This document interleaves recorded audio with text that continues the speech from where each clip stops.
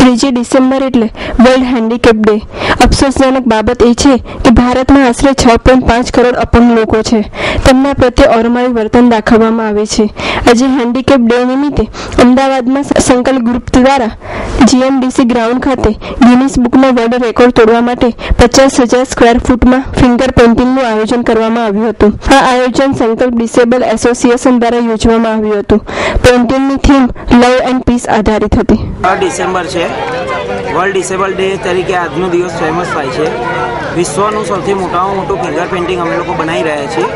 સંકલ્પ ડિસેબલ એસોસિએશનમાં હું પોતે ફાઉન્ડર પ્રેસિડેન્ટ છું અને મારી સાથે અત્યારે 15,000 વિકલાંગના મેમ્બર્સ છે। એમના ફેમિલીવાળાનો બી ઘણો સપોર્ટ છે।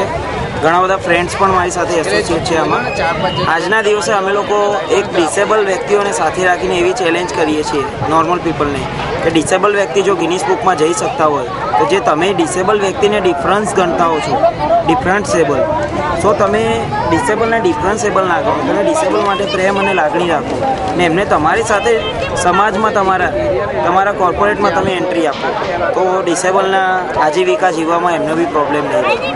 મારી સાથે અત્યારે 500 વિકલાંગો કામ કરી રહ્યા છે।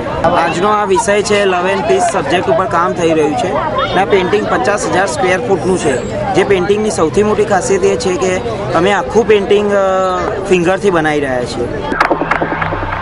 ગુજરાત યુવા વર્ગ દ્વારા આજે ટાઉન હોલ ખાતે સરકાર દ્વારા જાહેર કરવામાં આવેલી નોકરીઓમાં ઉંમર મર્યાદામાં છૂટછાટ માટે ધરણા યોજવામાં આવ્યા હતા। જીપીએસસીની ક્લાસ 1, 2 અને 3ના વર્ગોની ભરતી 20 વર્ષ બાદ આવી રહી છે તેમજ દેશના ગુજરાત સિવાયના અન્ય રાજ્યોમાં 35થી વધારે ઉંમરની છૂટછાટ આપવામાં આવે છે તેમજ 5 વર્ષથી વધારે સમયગાળે આવતી ભરતીમાં બીજા રાજ્યોમાં એડિશનલ વર્ષોથી છૂટછાટ આપવામાં આવે છે। ગુજરાતના યુવા વર્ગને શિક્ષણ ગ્રહણ કર્યા બાદ ઉંમરની મર્યાદાના કારણે ઘણી સમસ્યાઓનો સામનો કરવો પડે છે। અમે બધા યુવાનો ગુજરાતભરમાંથી આજે ભેગા થયા છે। રાજ્ય સરકારે જાહેર કરેલી 50,000થી વધુ યુવાનોની ભરતી જે 2012 વર્ષ યુવા શક્તિ વર્ષ તરીકે માનનીય મુખ્યમંત્રી સાહેબે જે જાહેર કર્યું છે એ ભરતી સંદર્ભે અમે બધા યુવાનોએ વયમર્યાદામાં વધારા માટે માગણી સાથે આ ધરણા કર્યા છે। વયમર્યાદા એટલા માટે અનિયમિત જે ભરતીઓ થઈ રહી છે એના માટે અને આવનારો જે ભરતીનો યુગ છે, બરાબર છે, 50,000ની ભરતી એટલે બહુ મોટી ભરતી કહેવાય। આ ભરતીથી અમે જે વયમર્યાદા વટાવી ચૂકેલા યુવાનો છે એ અમે વંચિત ના રહી જઈએ એટલા માટે આ ધરણા કર્યા છે અને માનનીય મુખ્યમંત્રી સાહેબને મુલાકાત માટે આ અરજ માટે અમારે એક મુલાકાત જોઈએ છે એના માટે અમે આ ધરણા કરેલા છે। અમદાવાદમાં 16મી થી 18મી ડિસેમ્બરના રોજ સિંધી સમાજનું 18મું આંતરરાષ્ટ્રીય મહાસંમેલન યોજાશે જેમાં ભારત ઉપરાંત દેશ વિદેશમાં વસતા સિંધી પરિવારો પણ ભાગ લેવા આવી પહોંચશે। સિંધી સમાજના સંમેલનો અગાઉ દુબઈ, હોંગકોંગ અને લોસ એન્જલસ જેવા શહેરોમાં પણ થઈ ચૂક્યા છે। ગુજરાતના મુખ્યમંત્રી નરેન્દ્ર મોદી અને ભાજપાના વરિષ્ઠ નેતા એલ.કે. અડવાણીના હસ્તે આ મહાસંમેલનને ખુલ્લું મૂકવામાં આવશે। સંમેલનમાં આરોગ્ય, બોલિવૂડ, ટેલિવૂડ જેવા અનેક મુદ્દે ચર્ચા વિચારણા થશે તેમજ ગુજરાતમાં મૂડીરોકાણ કરવા અંગેની યોજનાઓ ઘડવામાં આવશે। સમારોહમાં રાત્રે સિંધી સમાજની સંસ્કૃતિની ઝાંખી કરાવતી કૃતિઓ રજૂ કરવામાં આવશે। આ ભવ્ય આયોજનમાં હોસ્પિટાલિટીનો ખર્ચ ગ્રાન્ડ ભગવતી હોટલના માલિક નરેન્દ્ર સોમાણી દ્વારા કરવામાં આવશે। 17 સંમેલન વિશ્વભરમાં આજ સુધી થઈ ચૂક્યા છે।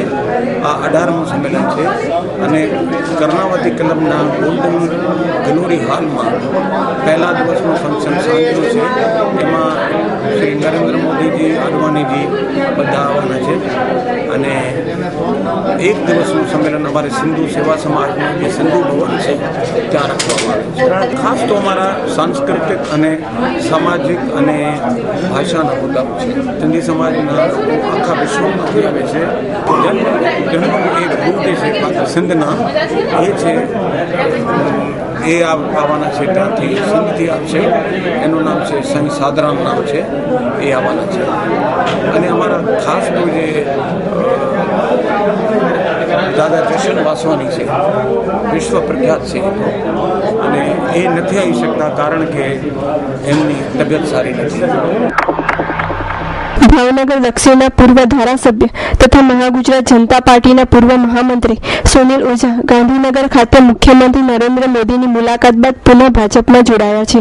ભારતીય જનતા પાર્ટીની નીતિ સિદ્ધાંતો જેમાં અમે વર્ષો સુધી કામ કર્યું અને વિકાસની દ્રષ્ટિ આ 3 વાતને ધ્યાનમાં રાખીને મેં ભારતીય જનતા પાર્ટીમાં પ્રવેશ લેવાનું નક્કી કર્યું છે. આનો કે મને લાગ્યું કે ગુજરાત માટે કંઈક વધારે કરવું જોઈએ. આજે મને એમ લાગે છે કે ગુજરાતને કેન્દ્ર અન્યાય કરે છે તો એની સામે નરેન્દ્રભાઈના નેતૃત્વમાં વધારે તાકાતથી લડે છે ગુજરાત. અને વધારે તાકાતથી લડે ત્યાં શક્તિ એકત્રિત થાય, કોન્સોલિડેટ થાય, એમાં વાંધો શું છે? સૂત્રો એવું જણાવી રહ્યા છે કે ભાજપથી નારાજ થયેલા પૂર્વ ધારાસભ્ય ઓઝાએ તેમને ટિકિટ આપવામાં ન આવતા ભાજપનો સાથ છોડી ગોરધન ઝડપિયા સાથે મળી મહાગુજરાત જનતા પાર્ટી ઊભી કરવામાં મહત્વનો ભાગ ભજવ્યો હતો. છેલ્લા 6 મહિનાથી તેઓ ભાજપમાં નિષ્ક્રિય બની મહામંત્રી પદેથી રાજીનામું આપી દીધું હતું તથા ભાજપ આગામી ચૂંટણી પહેલા જૂના જોગીઓને પરત લાવવાના પ્રયત્નોમાં જોતરાયું છે. વર્ષોથી તેઓ સંઘ અને વિદ્યાર્થી પરિષદ ભારતીય જનતા પાર્ટીમાં અમે લોકો સાથે કામ કર્યું છે. આજે ભાજપમાં આવે છે, પાર્ટીને ખૂબ આનંદ છે અને ગુજરાતના વિકાસમાં પાર્ટીના હજી કામનું દઢીકરણ થાય એટલા માટે સુનિલભાઈની શક્તિ ભાજપમાં લાગશે, તેમને હું આવકારું છું. સિદ્ધાંતો સાથે જોડાઈને પાછા આવતા હોય તો પાર્ટીનો દરવાજો હંમેશા ખુલ્લો રાખ્યો છે અને એના ભાગરૂપે સુનિલભાઈ આજે ભાજપમાં જોડાય છે, કપિલબેન સાથે જોડાય છે અને જેમ કીધું ને કે સંઘના સંસદ વિદ્યાર્થી પરિષદના કાર્યકર્તા ભારતીય જનતા પાર્ટીમાં વર્ષો સુધી કામ કર્યું છે. આજે એમને જેને સુબહ કા બોલા હુआ शाम को घर पे वापस आता है तो भुला नहीं कहते. બોલિવૂડના ટોચના અભિનેતા અને ખુશ્બુ ગુજરાતકીના બ્રાન્ડ એમ્બેસેડર અમિતાભ બચ્ચને પોતાના ઘરે લક્ષ્મીરૂપી પુત્રીના જન્મ બાદ ગાંધીનગર ખાતે વિકસી રહેલી ગિફ્ટ સિટીની સામે આવેલા શાહપુર ગામમાં ₹7 કરોડની કિંમતની કુલ 23,000 ચોરસ મીટર જમીન ખરીદી છે. સોદા અંગેના 3 દસ્તાવેજો ગાંધીનગર રजिस्ट्रेशन कचेरी खाते नोंधाયેલ છે.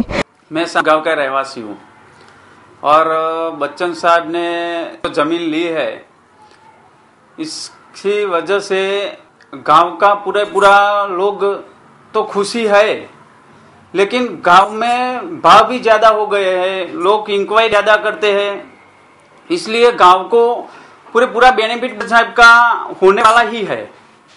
गिफ्ट सिटी बाजिब सिटी है, उसका तो बेनिफिट है ही, लेकिन बच्चन साहब के आने के बाद ज्यादा बेनिफिट हो गया. गांव में पहले 70 का भाव था, अभी तो ज्यादा हो गया है क्योंकि हर एक को इंक्वायरी भी ज्यादा है. लोग बच्चन की वजह से, क्योंकि बॉलीवुड का इतना बड़ा सुपरस्टार जिस गांव में जमीन खरीदेगा उसकी वजह कुछ होगी ऐसा लोग मानते हैं, इसलिए इंक्वायरी भी ज्यादा है. कोई बाहर पार्टी थी, लेने वाला खेडूत तो बाहर का था, गांव का नहीं था, वो तो हम पहचानते नहीं, लेकिन यानी कि बच्चन साहब ने जमीन खरीदी है. 23,000 चौरस मीटर जमीन है. पहले हमारे गांव में 1 बीघे का 70 से 80 लाख का भाव चलता था, अभी 1 करोड़ हो गया है, क्योंकि बच्चन साहब ने जो खरीदी है, इसलिए लोग ऐसा समझते हैं कि बॉलीवुड का ऐसा सुपरस्टार जिस गांव में जमीन लेगा उसकी तो कुछ वजह होगी, उसका पूरा फायदा लोग ले रहे हैं कि कुछ होने वाला है. और 23,000 चौरस मीटर जमीन बच्चन साहब ने खरीदी है. જમીન બિનખેતી તરીકે ખરીદાયેલી છે એવું પણ ચર્ચાઈ રહ્યું છે કે બોલિવૂડના શહેનશાહે ખરીદેલી જમીનનો ઉપયોગ સ્ટુડિયો માટે કે પછી હોટલ માટે થાય તો નવાઈ નહીં. सबको खुशी होती है अगर वो इतने अच्छे आदमी है, इतने बड़े स्टार है, और कोई भी अगर आपके घर के पास वो आपके नेबर बन जाए, आपके घर के पास वो अपना मकान खरीदे तो आपको कितनी खुशी होगी. उतनी ही खुशी हमको भी महसूस हो रही है, बहुत खुशी हो रही है. हमारा प्लानिंग अभी तो कुछ है ही नहीं. हमारी जमीन उनकी जमीन के बिल्कुल आगे ही जमीन है, रोड के पास पहले हमारी जमीन है, बाद में पीछे उनकी जमीन है, इसलिए शायद वो हमारी भी जमीन ले लेंगे कभी तो बहुत ही अच्छा लगेगा, और नहीं लेंगे फिर भी हम पड़ोसी तो रहेंगे. तो बढ़िया डेवलपमेंट हो, गिफ्ट सिटी के हिसाब से बढ़िया डेवलपमेंट तो हो ही रहा है, और इतने बड़े नाम वो यहाँ शाहपुर गांव में इतना बड़ा नाम आ गया सेलिब्रिटी, तो इसके हिसाब से दूसरे भी कई लोग उनके नेबर बनने का कोई छोड़ेगा नहीं. सब लोग उसके नेबर बनना चाहेंगे कि वो हर किसी को कह सकते हैं घरों से कि अमिताभ बच्चन के पास हमने अपनी जमीन ली है, इतना वो कह सकते हैं.